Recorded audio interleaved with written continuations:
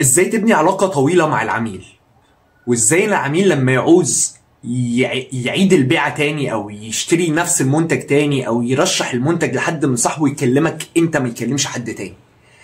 ركز في الفيديو ده علشان هقولك على اسرار انك ازاي تبني علاقة طويلة مع العميل وما يبقاش البيعة بيعة واحدة، يبقى اكتر من 1000 بيعة من عميل واحد. طيب، العلاقة اللي بتتبني ما بيني وما بين العميل علشان تبقى علاقة طويلة ما ينفعش العميل يحس ان انا عايز ابيع له او ان انا ببيع له بيعة. لا، انا العميل بالنسبة لي هو بيبقى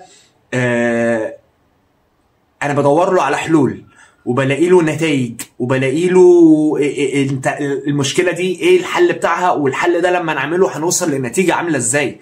لازم ان العميل يحس ان انا بخاف عليه اكتر ما انا بخاف على البيعه.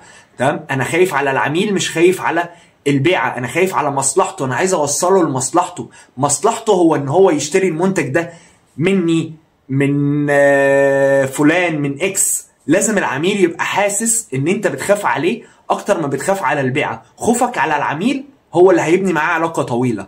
هتبدا تقرب منه وهتبدا ان انت تعرف هو حابب يعمل ايه، حابب الفتره اللي جايه يستثمر في ايه، حابب الفتره اللي جايه يبدا ياخد شكل عامل ازاي. فهتعرف ان انت تريليت معاه اكتر من بيعه واكتر من ديل. وانت بشطارتك لما تبني معاه علاقه طويله هتبقى انت شخص بالنسبه له الامان. الامان يعني انا لما بحب اروح مثلا اشتري حاجه ليها علاقه بالموبايلات فانا عندي فلان الفلاني لان انا حاسس معاه بالامان. لما بعوز اشتري حاجه ليها علاقه بالريل استيت او بالعقارات فانا عندي فلان الفلاني علشان انا حاسس معاه بالامان. لما بعوز اشتري حاجه ليها علاقه بالاجهزه الكهربائيه فانا هروح لفلان الفلاني عشان انا حاسس معاه بالامان.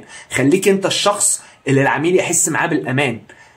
واسمع مني وقول لي انت بتعمل ايه علشان تبني علاقة طويلة مع العميل، وازاي ان انت تقدر ان انت تخلي العميل يثق فيك. وشكرا.